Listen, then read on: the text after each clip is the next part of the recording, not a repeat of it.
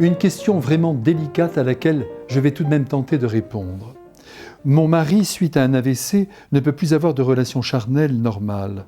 Pour l'équilibre de notre couple, je consens avec lui à d'autres tendresses. Ai-je tort de privilégier la concorde dans notre couple plutôt que l'obéissance à des préceptes de l'Église, d'autant plus que mon mari est non-croyant? Chère madame, je vous remercie de votre confiance et de votre délicatesse de cœur et d'âme. Cependant, laissez-moi vous dire que derrière votre question se trouve une conception de Dieu erronée, à savoir un Dieu qui surveillerait à la loupe votre vie la plus intime et qui déterminerait pour tous et une fois pour toutes ce qui est permis et ce qui est interdit. Non, non et non. Ce Dieu-là qui parfois règne encore dans certains esprits, en les contraignant, en les effrayant, eh bien je crois qu'il n'existe pas. Quand on se pose une question aussi précise que la vôtre, et cela vaut pour toutes les questions qui touchent la dimension morale de notre vie, il faut dans un premier temps chercher si Jésus a dit quelque chose dans l'Évangile à ce sujet.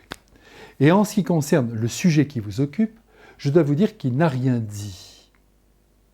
En matière de lien conjugal, et il l'étend jusqu'à l'amitié, il veut simplement que l'amour soit si fort que l'on puisse choisir de mourir pour le bien de celui ou de celle que l'on aime. Donc, déjà, interrogez-vous sur ce point. Seriez-vous capable d'offrir votre vie pour que votre mari vive ? Si vous répondez par l'affirmative, vous êtes dans le cœur de Dieu et votre âme lui plaît. Et vous donnez par là la preuve d'une immense fidélité au Christ. Et c'est ce qui compte.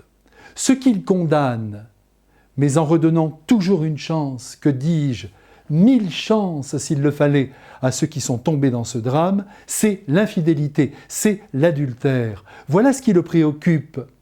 Mais vos tendresses, votre manière de manifester l'amour à votre mari, le Christ étant pudique, il vous laisse libre de vos gestes et par l'Esprit Saint, il vous éclaire sur vos libertés à offrir ou à maintenir. Le conseil que j'ajoute ici volontiers, c'est de ne parler à personne de votre vie intime et de la régler les yeux dans les yeux du Christ. Ceci bien en place, méfiez-vous des grands laxistes et méfiez-vous des grands légalistes. Ce sont des êtres dangereux qui se prennent pour Dieu. À bientôt!